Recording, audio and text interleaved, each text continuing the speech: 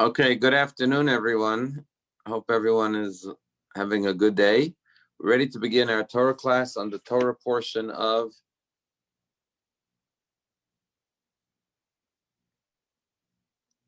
Mishpatim, which if you're in your blue art scroll Chumash,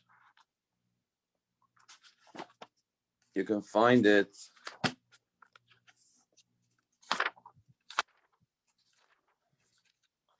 on page 416.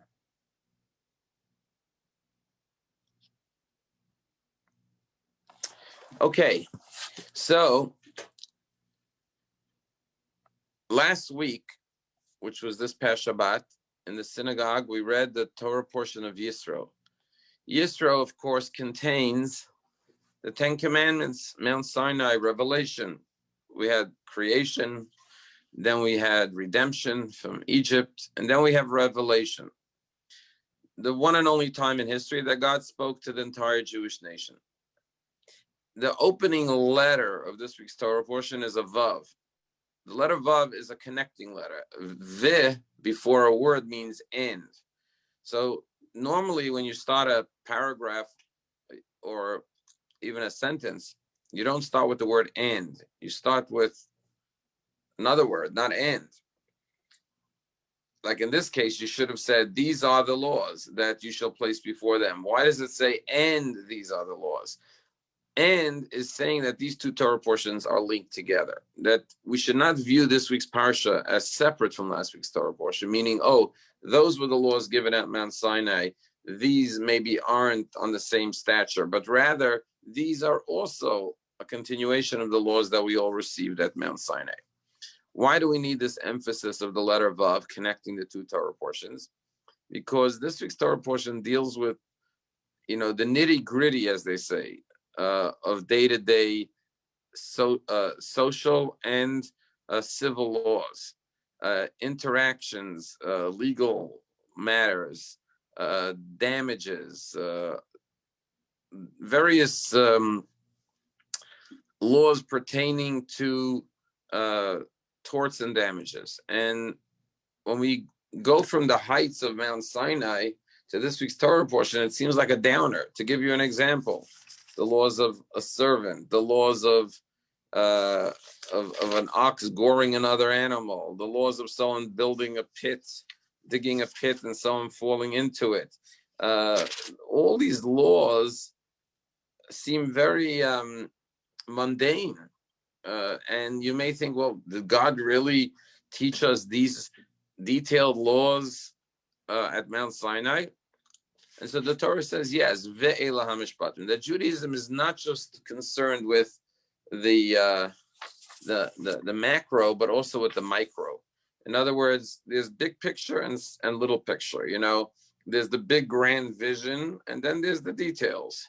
Now, other people say the devil's in the details. Judaism would say God is in the details. And the proof that God's in the details is this week's Torah portion. We go from the heights of Mount Sinai with these grand ideals and values. I'm the Lord your God, you should have no other God, do not take my name in vain, keep the day of Shabbos holy, honor your father and mother. And now we start talking about all the day-to-day examples of civil disputes or claims between man and his fellow man. And what Judaism is teaching us here, and the Torah is teaching us by linking these two Torah portions, is a very important principle. The Torah is a very unique book because on the one hand, the Torah is a history book. It tells the history of the creation of the world, of Adam and Eve, going through Noah, and then the patriarchs and the matriarch, and Moses, and the exodus from Egypt. And it's a lot of history in the Torah. Story of the revelation of Mount Sinai. But then you have a lot of laws in the Torah. 613 commandments, 365 negative, 248 positive. So you say, what is it? Is it a history book or is it a law book? And the answer is in the name of the book. The name of the book is Torah. The word Torah is like when you had a teacher in school. Your teacher was a Morah. A Morah is a teacher. Torah means a teaching book, a book of instructions, a book of guidance. So the Torah is a book of guidance. Why do we have all the stories in the Torah? Usually you have history books and you have law books. They're not a story, a commandment, a story, a commandment.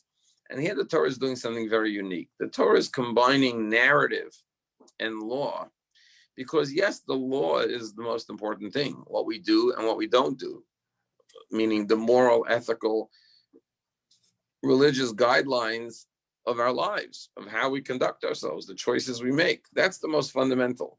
But the Torah wants that to be inspired by a greater vision. So by telling the narratives, the stories, what the Torah is giving us is the backdrop, the blueprint, so to speak, the frame, the framework via which to understand these laws, so that our day-to-day actions are not just something that we do in a burdensome way that we feel we're obliged to do and we have no choice in the matter, but rather they're inspired by a story, by a vision, which is greater. And by telling the story, the narrative, it infuses the actions with more meaning and feeling and determination. So if you think about, great leaders, they usually have the ability to have great visions, but they also know how to implement those visions in the very minor details that reflect their grand vision. And you may have heard about people, great leaders, who were obsessed with every detail of how things were done. Steve Jobs famously, every detail, the design of every Apple store, he wanted glass staircases.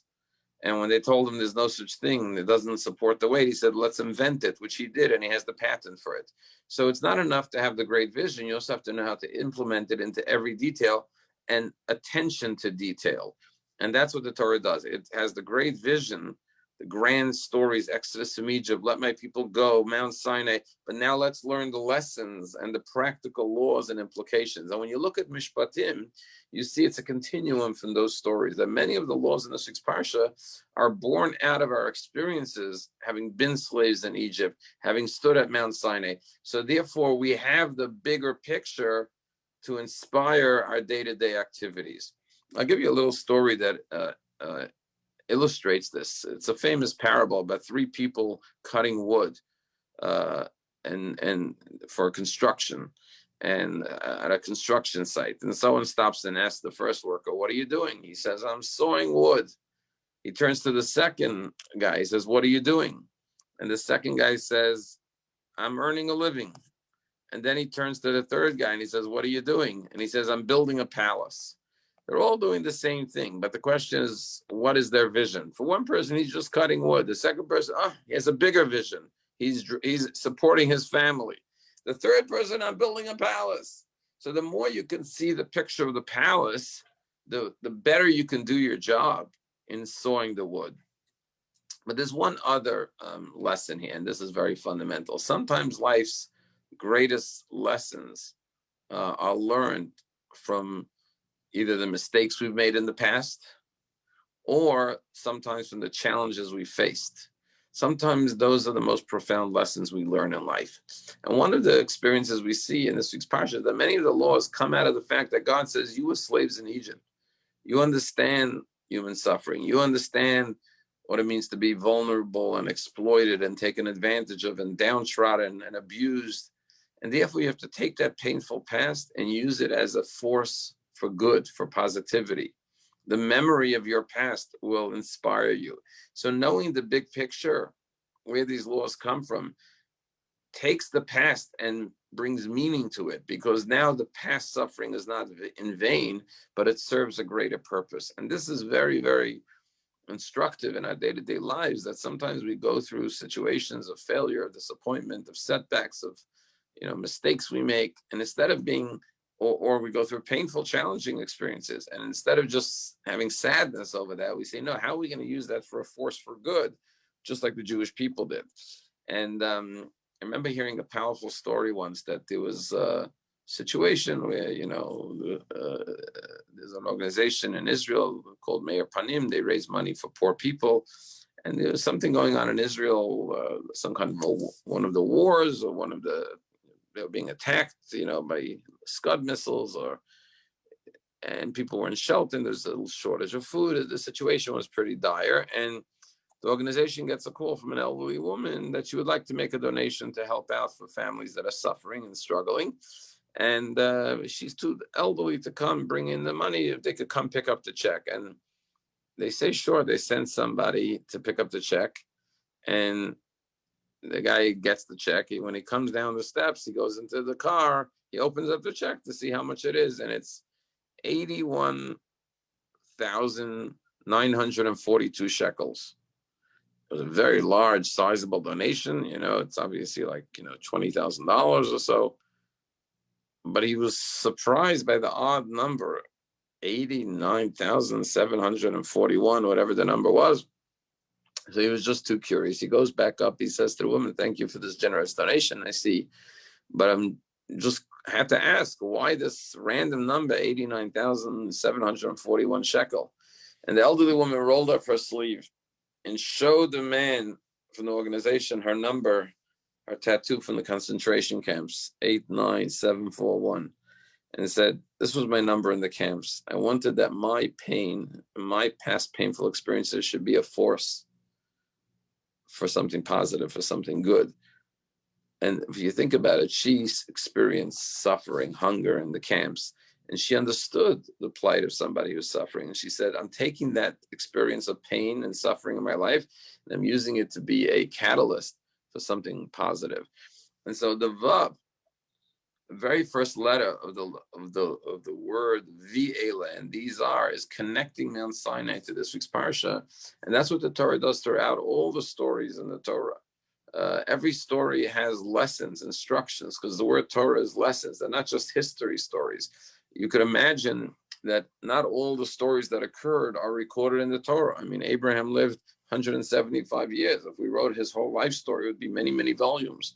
The reason why the Torah isn't much longer is because the Torah selects which stories to share with us, because every story in the Torah is a story that happened, but also a metaphor, a lesson, an instruction, and also a guide and a vision for our conduct on a day-to-day basis. So that is the very, very first letter in the Torah. Now we come to the very first commandments in the Torah, in the portion of Mishpatim. And the very first commandment in the portion of Mishpatim is very surprising, because it's about the laws of owning a slave. And the Torah says that a slave cannot work more than 6 years. In the 7th year, you must set the slave free. Now, you may be wondering, how did you acquire the slave in the first place? And the answer is that there's 2 ways you could be sold into slavery in the Torah. One way is if you stole money and you cannot repay, you were sold into slavery in order to repay what you stole. The second way is if you were so poor that you couldn't provide for yourself, you could willingly sell yourself into slavery in order to have a master that takes care of you and you don't have to fend for yourself. However, having said that, the Torah says not more than 6 years. In the 7th year, you must set your slave free. And what's if the servant says, I love it here, life is good, I want to continue in my master's home? Then he could work up until the Jubilee year, which is the 50th year, but then he must go free. However, the Torah says, if he chooses to stay on after the 6th year, we would pierce his ear. And not like today, today sometimes men get earrings, but in those days, it was a sign of shame, because the message was, this ear that heard at Mount Sinai that the Jewish people should be my servants and not servants to any human master. But this guy went and chose a human master over God. And he should not have chosen a human master. The first 6 years, okay, he stole money, he had to repay it, or he couldn't provide for himself. But now he should take this opportunity to go free. So the Torah talks about the laws of slavery, of servitude, indentured servant. And of course, we know that in the 10 Commandments, the Torah said that on the day of Shabbat, not only do you have to rest, but all your servants must rest. And even your animals get a day of rest. You're not allowed to even work your animals, let alone your human servants and indentured servants in your household. So the big question is, if we just got out of slavery, why is there even any discussion of slavery? Why doesn't the Torah say, thou shalt not own slaves, period, end of story? Why is there any discussion of laws of slaves? You would think God just freed us from slavery because slavery is terrible. So why is there even laws of slavery? And the answer is twofold. The first approach is that, actually three approaches. One approach is that change takes time. Someone's gave me the analogy, you're driving your car 65 miles an hour down to 95, and you decide you need to go in a different direction. You can't just slam on the brakes and make a U-turn. It just doesn't work. God forbid you get killed. You need to slow down gradually, and then you find the nearest exit, and then you come around and you get on the other direction. It's a gradual turnaround. And that's true not only when you're driving your car, but in everything in life. You can't always change on the drop of a dime, especially when it comes to human behavior. It's interesting when you look at the nature that way God created the world. You have sunrise, sunset, for example, or the change of the seasons. It doesn't happen overnight. It's not like one day it's summer, you wake up, the next day it's spring. One day it's spring, you wake up, the next day it's winter. There's a gradual transition. Same thing with night and day. Tonight at about, 5:40 or so, it's going to start getting a little darker. And then gradually it's going to go into darkness. And then in the morning, it doesn't just the light go on automatically like in our bedrooms. We put on the light switch, it goes from dark to light. God gradually brings light into the world. What God is showing us is that everything happens over time. Sometimes we expect, that's it, I'm going to change starting right now. It usually doesn't happen that way. It takes time. You got to give yourself time. You got to be patient with yourself, and you have to be patient with other people. You can't expect people to change instantaneously. So the same thing, the world was steeped in slavery. Eventually slavery would be abolished. But the Torah says, okay, here's what we're going to do. We're not going to come and say no more slavery. We're going to regulate it. We're going to govern it. We're going to say, okay, if you have a servant, there are rules, and there's rules in this week's Torah portion. You can never lay your hand on this servant. If you strike your servant, they go free. You must treat your servant well, so much so that if you walk into a master's house, into a home, and you see two people, one is sleeping on the floor and one is sleeping on the bed. In a Jewish home, it would be the servant sleeping on the bed and the master on the floor. Because Jewish law says if you only have one bed, the servant gets it, not the master. You have to take care of that servant. That's why the Talmud says if you acquire a servant, you're really acquiring a master, because you have so many obligations to take care of this servant. Obviously, that servant cannot work for you on Shabbat. Every Shabbat, the Ten Commandments says your servants have to rest. Furthermore, the Torah says, after 6 years, you must set him free. And if he insists on staying because he loves it with his master, he gets his ear pierced to show that he didn't listen to the Ten Commandments that said we should be servants of God, not to man. That's why God took us out of Egypt. So the Torah says, okay, we're going to allow it to continue, and it will be regulated that it will be a humane form of servitude. And I often think of it in today, there are many people who have live-ins. Live-in nanny, live-in chef, live-in housekeeper, butler, whatever. You wouldn't say that they, God forbid, lay their hands, hit them, or they treat them with respect. They treat them with kindness. But they work for a household, for a master, so to speak. But it is not his master that he owns him or controls him. It's more in the sense that he is at his beck and call. But some of these people are very happy to do that because they don't have to worry. It's a job. And in the olden days, there were people who couldn't provide for themselves. So they had someone to take care of them because they didn't know how to be self-sufficient and self-reliant. Now, ultimately, the Torah wants you to be self-reliant and self-sufficient because human dignity comes from being able to take care of yourself. So the Torah encourages him after 6 years to get out there and try to get on his own feet. Or in the case of someone who stole money, today if somebody steals money, God forbid, from you, and he's caught, so he'll be sent to jail. Now, the fact that he goes to jail is important, but what does that do for you? You don't get your money back. He cheated you out of money, right? He goes to jail.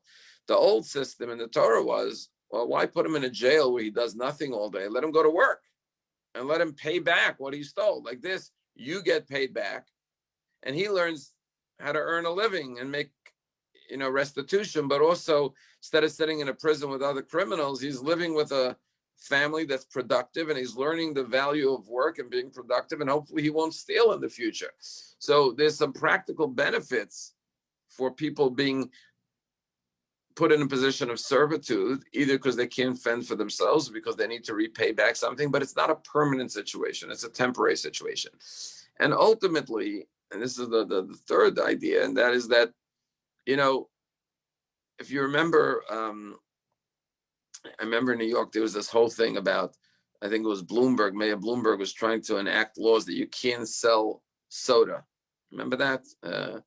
Big gulps of soda, too much sugar, right? Now, typically, that doesn't work. You can't tell people, you can't impose certain things on people. People have to choose it. You could educate people about the importance of eating healthy and why this is bad for them. You could make it less convenient for people.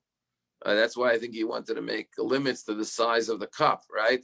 So I know as a parent, they say if you want your kids to read, don't put the books on such a high shelf where the kids can't get it. Put it, on reachable level for them, right on the eyesight, So do things that structure it in a way that it becomes most opportune and convenient for them to make the right choice. Put the right choice in the most accessible place for them, and sort of nudge them along. Of anyone who has kids know that sometimes you can't tell your kids, don't do this, but you could nudge them along. You could encourage them. You could try. Ultimately, they have to choose, but you could sort of, try to guide them. And that's what the Torah does here. The Torah doesn't outlaw servitude. The Torah says, look, certain circumstances where it's necessary, maybe. So we're going to, first of all, regulate it to make sure that it's done in a humane, moral way. We're going to set guidelines, limitations, and so on and so forth. And we're going to sort of nudge you away from it. So you should ultimately make the choice, because ultimately it's the things we choose that have meaning to us, that we commit ourselves to. Things that are imposed upon us, we may do it for a period of time, but we don't do it because of our own free will. We're not committed to that. So the Torah leads us to a point where we on our own will abolish slavery. So it's interesting that the very first laws in the Parsha deal with what we would call an indentured servant, completely different, obviously, than the slavery that we experienced in Egypt. Now, moving on from the laws of the indentured servant, there are a lot of laws in this week's Torah portion, many, many detailed laws. But what's very fascinating about this week's Parsha is going on the theme that we were discussing, how we used our past experiences to guide us in the future. There are various laws in this week's Parsha where the Torah says, you know why you should do this? Because you were slaves in the land of Egypt. So to give you for an example, and by the way, 36 times in the Torah gives various commandments and says, do this or don't do that. Why? Because you were slaves in the land of Egypt. So just to give you one example, a classical one, verse 20 in chapter 22 in this week's Parsha in Exodus and Mishpatim says, V'ger lo toneh v'lo tilchaltzenu. You shall not taunt or oppress a stranger. Why? Because you were strangers in the land of Egypt. So that's a classical one, right? When there's a stranger in your midst, a foreigner, an immigrant, an outsider, in whichever way, don't taunt them, don't oppress them, don't take advantage of their vulnerability, of their weakness. On the contrary, treat them with kindness. Why? Because you were strangers in the land of Egypt. You remember, part of your collective memory bank as Jews is that we were slaves in Egypt. We know what it feels like to be oppressed, to be taunted, to be beaten, to be persecuted as slaves. So because you have that memory of the past, you should make sure that you never treat the stranger in your midst the way you were treated. Learn from Egypt what not to do. And here we have the classical example of empathy. Sympathy is great. Empathy is, I feel what you're feeling. And the greatest way to have empathy, people say, are you empathetic? And of course, You could feel what anyone's feeling, even if you haven't experienced it. But when your empathy is not just empathy, but it's also memory, because I actually had that experience. So God forbid you hear someone sick with a certain illness. Of course, you have tremendous empathy for that person because of their illness. But if God forbid you experience that or something similar, then the empathy takes on a whole new level, because now it's something that you actually remember happening to you. And it's not by chance that every year on the night of Passover, God says, sit down and remember the whole story.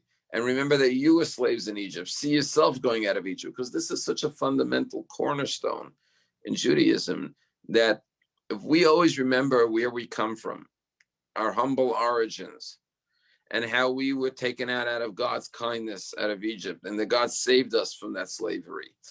And we remember the suffering and the oppression. And that's why in the night of Passover Seder, we don't just focus on the freedom. We eat the bitter herbs. We try to remember the pain of the past. And the question is, why would you want to dwell on the pain of the past? If you had, God forbid, a painful experience in your past, you would want to forget about it.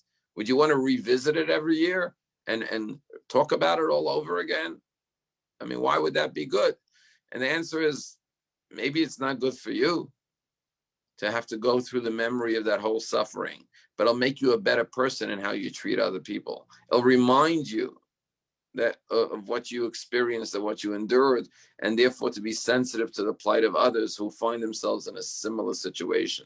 And so the Torah tells us, this is one of 36 times actually that the Torah tells us, be careful how you treat the outsider. And by the way, outsider could mean not just literally. In other words, we think of the stranger as somebody who's an immigrant who came from another country. He's a foreigner. He doesn't know the language. The outsider could be born in America too. But he's an outsider, not just physically, but emotionally. Sometimes there are people who are, for whatever reason, left out or not, don't have a good support system, don't have friends, they're vulnerable. Maybe they have other challenges that cause them to be isolated, and they're a stranger, meaning they're a stranger because they're not part of the cohesive collective group. They're outside of that framework. So you have to bring that person in. You have to be sensitive to that person's plight. Or maybe that person's a stranger because they feel inadequate. Maybe they're poor, they're suffering from poverty, so they don't feel, they have no self-esteem, or they have other challenges, physical, mental, whatever it may be. The stranger is not just someone who's a literal stranger in your town or in your midst. Stranger could be the person who is very much like you, but lives with amongst you, but could be lonely, could be vulnerable. An elderly person may be living alone. Whatever it is, the stranger mentality is that feeling of I don't belong, somebody who doesn't feel like they belong. And that's one example of Torah saying, use your past experiences for something positive. And by the way, this is a very powerful idea of, redeeming the past. Sometimes we go through past experiences and we say, why did we have to go through that? And if we could attach meaning to it by using it for a positive outcome, then we feel that it wasn't in vain, that it ultimately served a higher goal and purpose. So that is the idea, again, of using the narrative, the story of the Exodus from Egypt, and reliving that story every year, how narrative inspires action and guides our day-to-day details of our lives.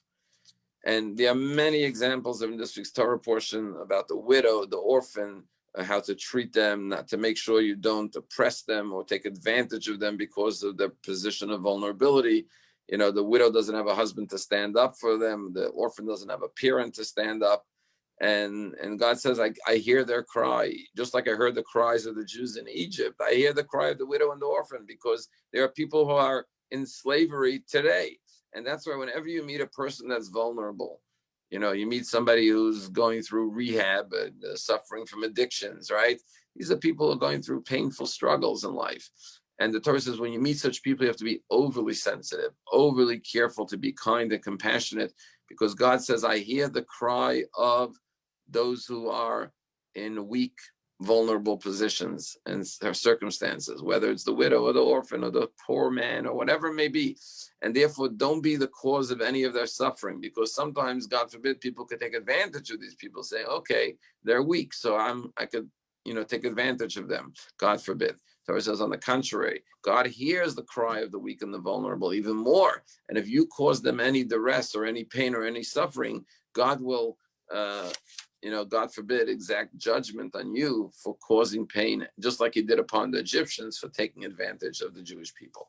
So this is a very fundamental idea of always remembering the Exodus from Egypt. And we do it not only on Passover, but every day in the Shema. The third paragraph of the Shema concludes every day, I'm the Lord your God. It took you out of the land of Egypt to be your God. Once again, God took you out, so you should follow his laws or not be subservient to human laws or any other. Of course, we follow our laws in our country, but the point is not to be subjugated to the will of a human being, but rather to the will of Hashem should always reign supreme in our lives. Another very big highlight of this week's Torah portion is two very famous words in Judaism, and that is Na'aseh v'nishma. We all know when the Jewish people received the Torah, the Jewish people responded with two words: we will do and we will listen. And the question is, there's various traditions about what happened. There's one beautiful tradition in the Talmud. The Rabbi Akiva says that angels came down and put two crowns on the heads of every Jew. One for Na'aseh, we will do, and one for Nishma, we will listen. Another tradition says that the angels in heaven said to God, who revealed the secret to your children to answer when God says, would you like my Torah? Na'aseh. And this is, by the way, based on a midrash that says that, people often ask if the Torah is the book of God's guidance, why didn't he offer it to all the nations of the world?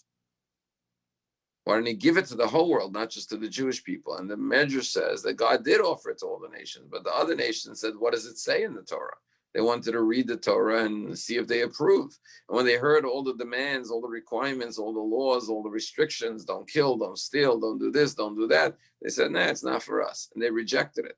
And only when God came to the Jewish people and he said, do you want my Torah? The Jewish people said, Na'aseh v'nishma, we will do and we will listen.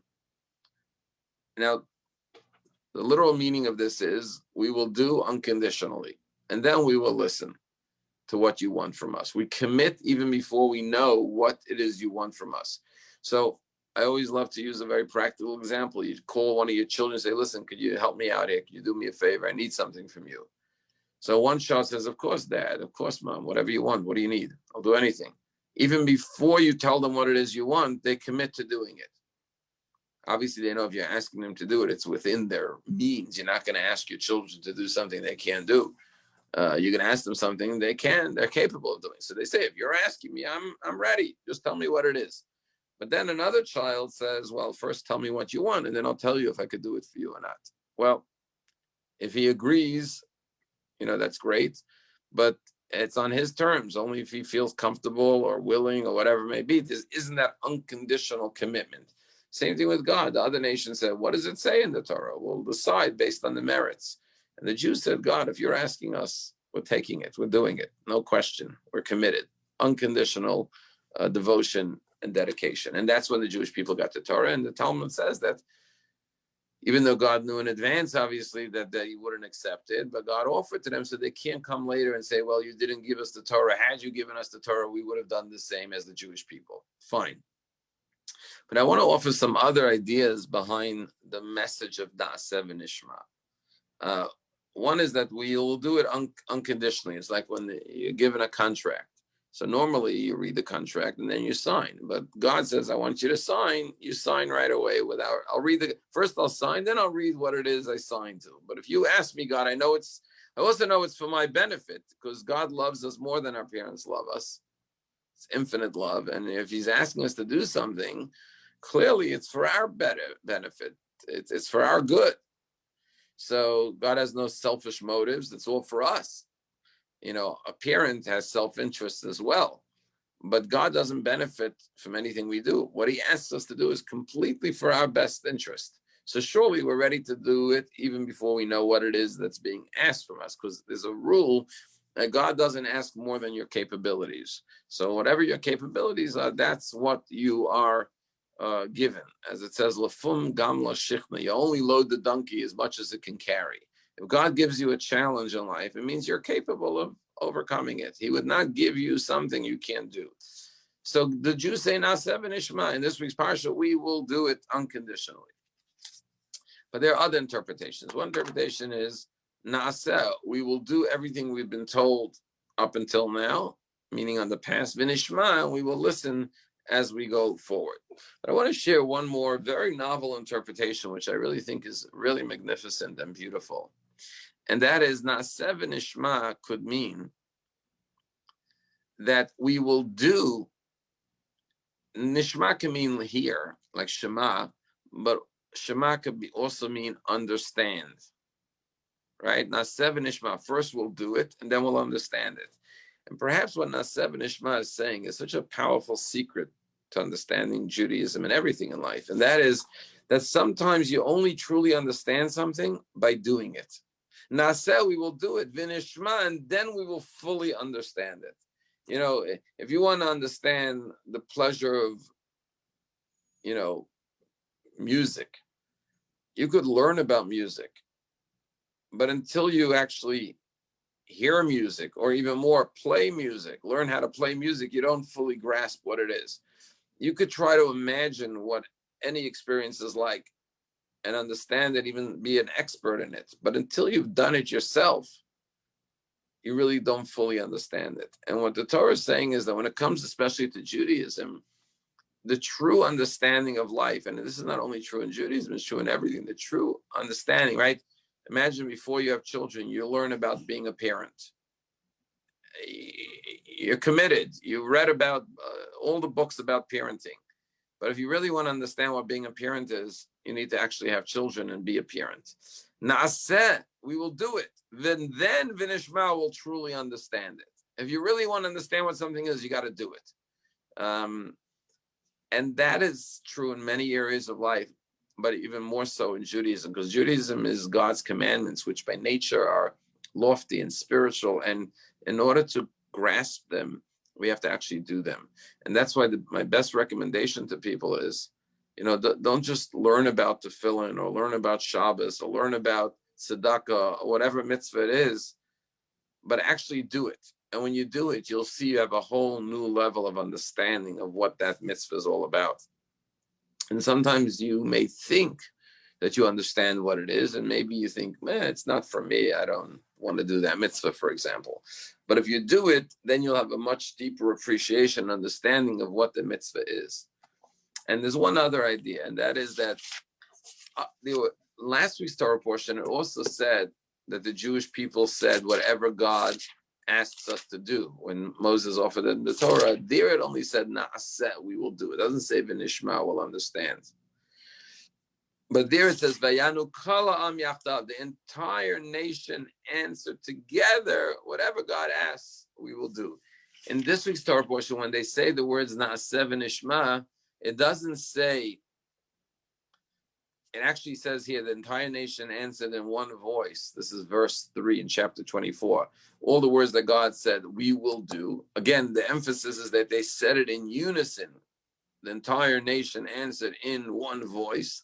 But then when the few verses later, chapter 24, when we go from verse 3, where they said, whatever God said we will do, and then we go down to verse 7, there it says, that Moses read the book of the covenant in the ears of the nation, and they said everything God said, Naaseh v'nishma, we will do and we will listen. And here, when they said Naaseh v'nishma, it doesn't say that they said it in unison. Why, when they said Naaseh v'nishma, doesn't it say it that they said it in unison? And the answer is that when it comes to action, we will do, there could be unity or unison. But when it comes to understanding, there's always different levels of understanding, and there's always different methods of understanding. So Judaism is very rich in the diversity of understanding. There's been many great sages, rabbis, scholars. If you study the Talmud, the rabbis always disagreeing about the understanding of various commandments and verses in the Torah. But the differences is in our understanding, in our approach. There could be various approaches to something, but in the action, we're always unified. So there has to be a uniformed way of doing something. You can't have one group of Jews doing this and one group of Jews doing that, different ideas, different ways of doing. Judaism has the same commandments for all Jews, and that's what unifies us. Shabbat is Shabbat, and kosher is kosher, and Passover is Passover, and all Jews do it together. And we're all equal when it comes to the action. The greatest scholar and the simplest Jew do the same mitzvah. They put on the same exact pair of tefillin. They keep the same day of rest for 24, 25 hours. They eat the same matzah on Passover. There's no difference between the matzah eaten by Moses and the simplest Jew. But in the understanding of what the matzah is and the meaning of the mitzvah, there could be infinite levels of understanding. And there could be different levels. Some Jews focus more on the spiritual Kabbalistic view. Some focus more on the philosophical view. Some people focus more on the practical application. There's many facets to the Torah. Understanding has many prisms, has many portals of entry to come to understand Torah. And there's great diversity in understanding. And there always was, and there always will be, and there always should be. But in action, that's where we're all on the same page. We're all uniform. And that's true as Jews. Then, when they said Naseh, they said it in one voice, but Nishma, no longer one voice. And it's also true till today that despite our disagreements or differences of opinion or perspective, we must remain united in the actual mitzvot that we perform.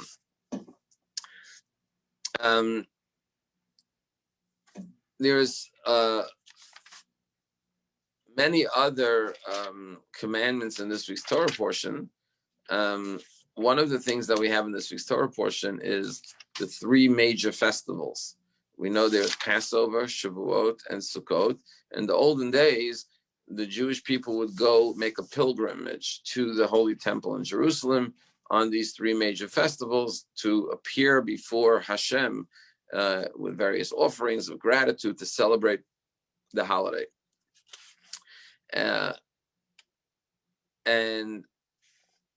that commandment of Shalosh Regalim, the three major festivals going to the Holy Temple, is also found in this week's Torah portion. Also, the law of not mixing milk and meat is another commandment that the Jewish people were given in this week's Torah portion. There's a lot of laws about justice, not to pervert justice, and not to speak falsehoods, to speak only the truth, for a judge not to accept a bribe, because as the Torah says, the bribe will blind the eyes of the wise judge and make crooked the words of the righteous judge.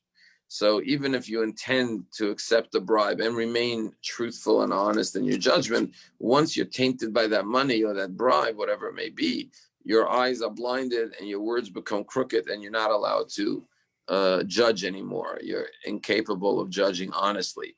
Just tell you a little cute story that happened in Russia.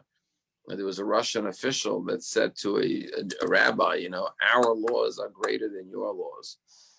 And the rabbi said, why is that? He says, because if you look in your Torah portion, in Mishpatim, in today's Torah portion, this week's, it says there's a prohibition against a judge accepting a bribe.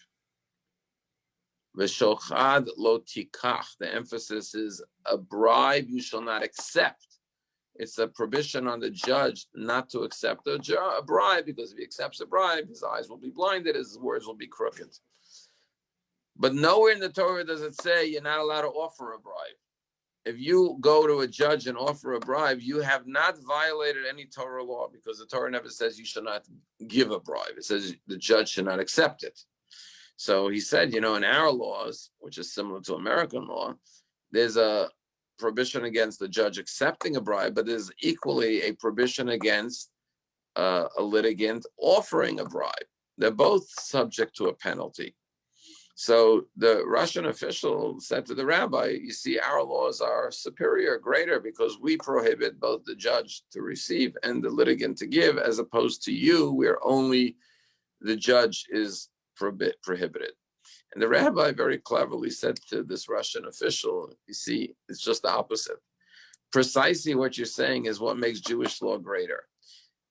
Why? Because in the Russian courtroom, when the litigant offers the judge a bribe, let's say the judge is tempted to accept it.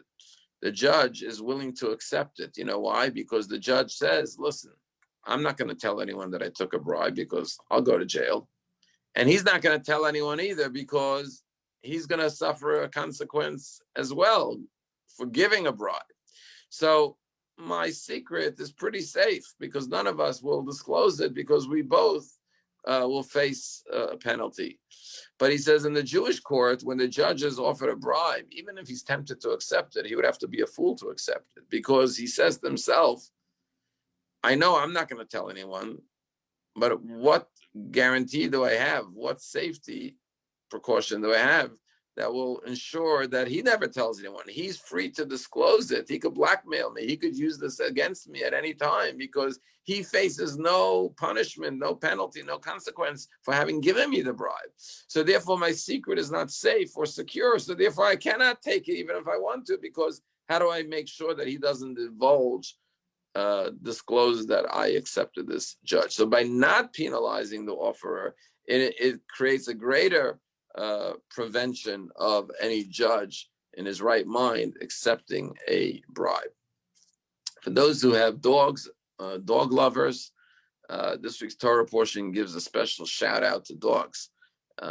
We say dog is a man's best friend. That's the way the saying goes. And I know a lot of people tell me they get tremendous pleasure from their dog, and that's a wonderful thing. It's great. And they talk about the loyalty of a dog and so on and so forth. But this week's parsha mentions the dogs.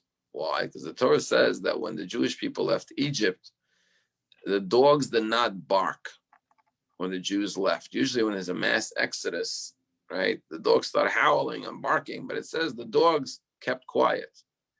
So the Torah says the following: V'anshe kodesh tiyulu, you should be a holy nation. And one of the things that distinguishes us as a holy nation is ubasar basadat treifa lo tuchelu. You should not eat flesh of an animal that was torn in the field. We know we have a special way to prepare our animals. We only do it with kosher animals, and we have to slaughter the animal properly, painlessly. But in this case, Torah says when you see a wild animal, one of your animals, one of your flock got ripped up, torn apart by another animal in the field, you're not allowed to eat that meat from the torn apart animal. So what should you do with this meat that was torn apart? So the Torah says, La kelev tashlichon oso. You should throw it to your dog. You should feed it to your dog. Why?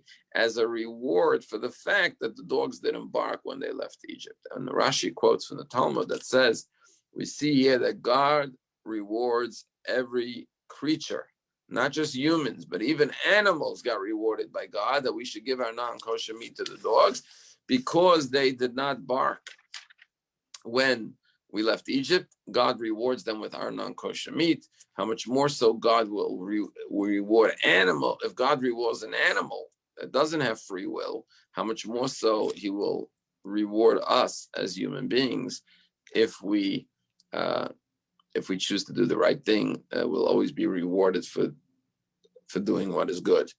A very heartwarming commandment in this week's parsha is the Torah says, if you loan money to someone,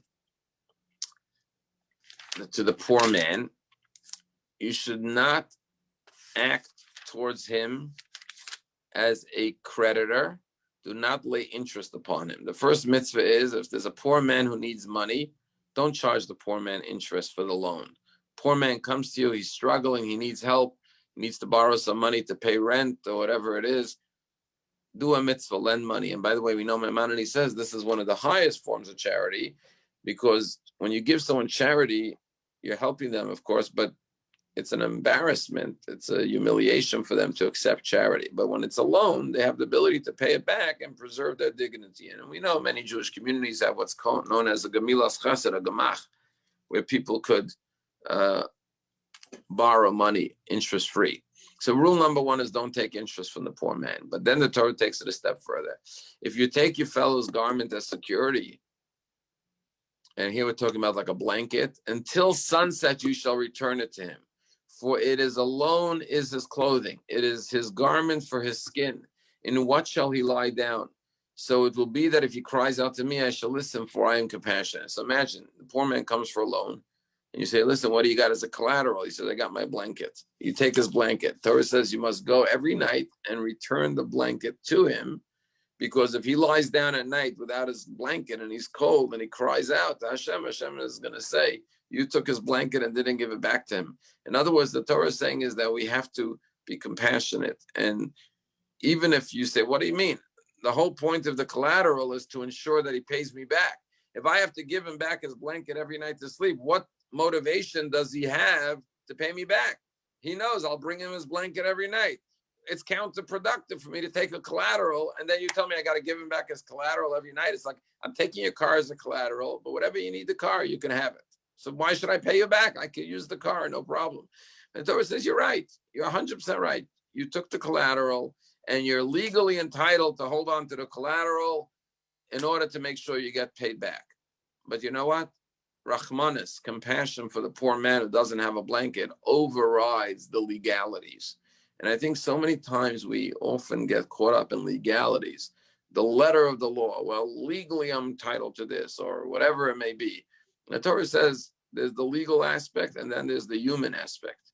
And sometimes you have to do away with the legal rights for the sake of what's humanly correct, compassionate. And in this case, the compassionate thing is to give the man back his blanket so he's not cold at night.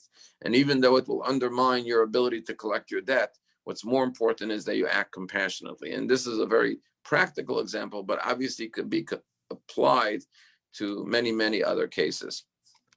Another commandment, again, there are a lot of little commandments in this week's Parsha. As I said, they all derive from, the higher vision and ideal of 10 Commandments, Exodus from Egypt, and so on and so forth. But Torah talks about, and I always laugh about this because I always say that in kindergarten, they teach our kids, or they taught us when we were kids, the most unethical, immoral things. They have all these nursery rhymes that make no sense. So one nursery rhyme that every kid learns is, finders keepers, losers weepers. And you say, what are you teaching children? That if you find something, you can keep it and let the other guy cry, losers weepers? Well, another example always is, sticks and stones will break my bones, but words will never harm me. What are we teaching the kids? That it's okay to abuse people with words because words will never harm me? It's not even true. Words are very painful sometimes. Words could leave emotional scars on a person that are far greater and more painful and permanent than physical scars. Physical scars eventually heal and are forgotten about, but the words could last forever in the mind of the recipient of those words. So talking about lost objects, there's a very clear commandment in the Torah. If you see the animal of your enemy, and this is amazing, because it's specifically saying, even if this person is your enemy, surely if it's your friend or a stranger, but even if it's your enemy's ox or animal, a donkey wandering, you may say, let the animal wander. Good for him. He's my enemy. I hope he loses his animal. No, you have to go fetch that animal and bring it back to him. And the Torah says you have to do it repeatedly, which means if he keeps on forgetting to lock his fence and the animal runs out again and again, and he's your enemy, and you say, look, I don't like the guy in the first place. Besides, he's irresponsible because I returned it to him last time and he still left the gate open again. And I don't have to chase his animal. And an animal's a hassle. It's not like picking up a watch that I put it on my shelf. I have to schlep this animal, take care of it till I find the owner. What do I need this for, right? Torah says, no, you have to return it even to your enemy, even if he lost it multiple times. And then another powerful example, and with this will finish, couldn't finish on a more idealistic note.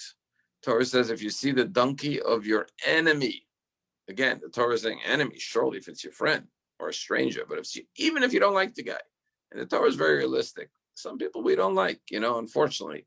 Torah doesn't pretend like we love everybody. We should love everyone, but unfortunately we don't.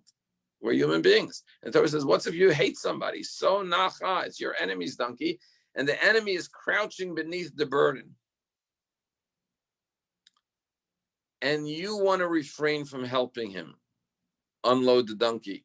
Torah says you should still go and help your enemy unload the donkey. Now, in today's day and age, you're not going to see someone's donkey crouching, But maybe you're driving down the street and your friend is stuck on the side of the road because his car broke down.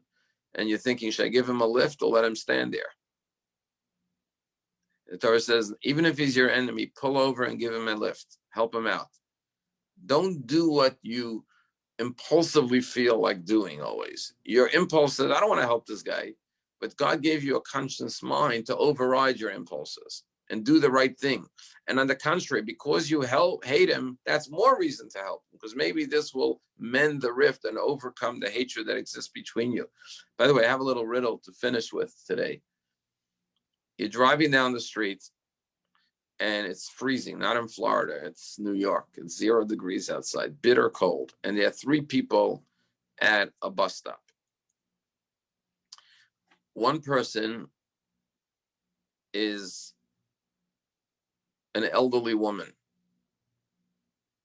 Second person is somebody who's your best friend. And the third person is a very beautiful, attractive young lady that you've always wanted to date, but she never gave you the time of day. You're a single guy, and now she's there at the bus stop. And you're driving a 2-seater, one of these sports cars, only 1 seat. And you have to decide, who am I going to put in the car? Take the elderly woman who's old and frail in bitter cold weather, your best friend, or this beautiful, attractive girl? What would you do? If you want to chat, type the answer in the chat box. I'd love to see your answers if you have any ideas. But while I let you think about that question, I just want to add one more beautiful thought about the donkey. The Talmud says, what's if there are 2 enemies, one on one side of the road, one on the other side of the road? This is a Talmudic question. One guy, his donkey's weight collapsed and he needs help loading his donkey. The other guy, the donkey is collapsing under the weight. He needs help unloading. Which enemy do you help first? The guy who needs help loading or the guy who needs help unloading? And that's an easy answer. The answer is you help the guy who needs unloading, because the animal is suffering under the weight of the animal. So there's the pain of the animal. So the guy who needs help loading, it's a mitzvah to help that guy. He's your enemy, even more so. You have to overcome your hatred. But the guy who needs help unloading, you're overcoming the enemy's hatred. Plus, you're helping the animal not suffer. That's a no-brainer, right? But now the Talmud makes it trickier. Talmud says, what's if you have your enemy needs help loading his donkey, and your best friend needs help unloading? Now, typically, if you have an enemy and a friend, one needs help, they both need help loading or unloading, you always help the enemy first, because it's a bigger mitzvah to overcome your enemy. Yeah, animosity. But in this case, let's do this one more time. The enemy needs help loading. The friend needs help unloading. Now, the benefit of helping the enemy load is you're overcoming the hatred. You're going against your instinctive hatred. You're trying to repair the relationship. On the other hand, the benefit of helping the friend unload is that you're relieving the pain of the animal. So what comes first? Overcoming the hatred by helping your enemy, or relieving the pain of the animal of your friend? And the Talmud says, you help the enemy load before the friend unload. Even though the animal's suffering with the weight, it's more important to alleviate human suffering. When 2 people are at war with each other, angst with each other, animosity, bad will, they're both suffering, whether consciously or subconsciously. And relieving human pain by restoring love and friendship overrides even the animal's pain. So that's a fascinating idea, and the idea that God gave us intelligence to overcome those negative impulses in our hearts. Sometimes we don't like someone and we want to do something negative or not do something positive because we don't like a person. Always use your mind to rise above it. That makes you a greater person. Let's see if anyone gave any good answers here. Old lady, nobody will take her. You're very kind, Jacob. That's a good answer. The older woman, because she would have a more difficult time dealing with the cold. Okay, very good. Someone else said the enemy. There's no enemies here. There's an old lady, a best friend, and a beautiful, attractive woman. So the answer, this was actually a question put on a job resume application that they gave to a bunch of people who are applying for a certain job to see how they think. And the correct answer, the one who got the job at least, was the guy who said, remember, it's a two-seater. You only have one extra seat. It's either the old lady, your best friend, or the beautiful young woman. And the answer was, you give the keys to the car to your best friend and you ask him to drive the old lady home. And you wait out on the bus stop with the beautiful, attractive woman. So that's the answer that got the job.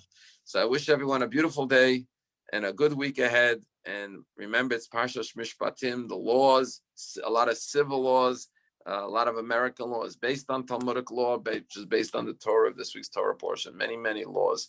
So we look forward to seeing everyone and wish everyone a good day. And thank you for joining us. Shalom.